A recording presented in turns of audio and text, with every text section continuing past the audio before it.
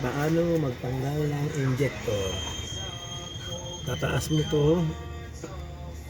Tigas pala. Pagtanggal ng injector.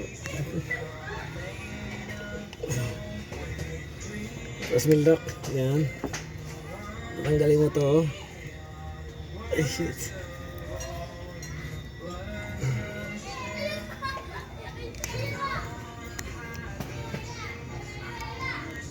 Pag taas mo, yun, tanggal na.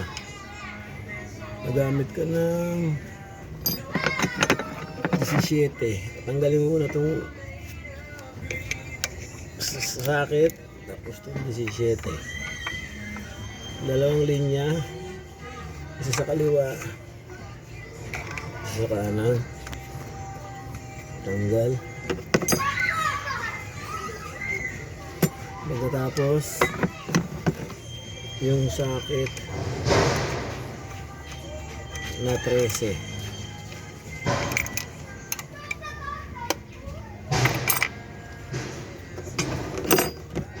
Tang sakit ng dahan-dahan.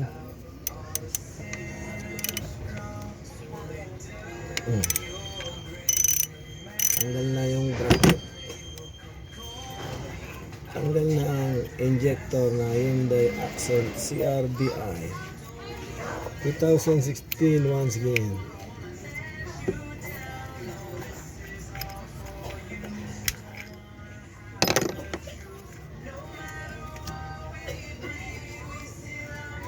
Tapos ikot mo yung kaparaso, galaw-galaw ng konti, and then tanggal na.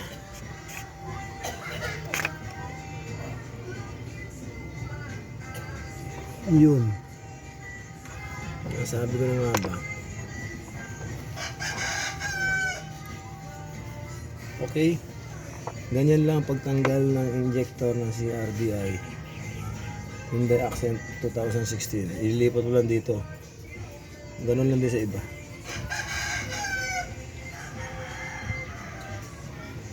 Okay.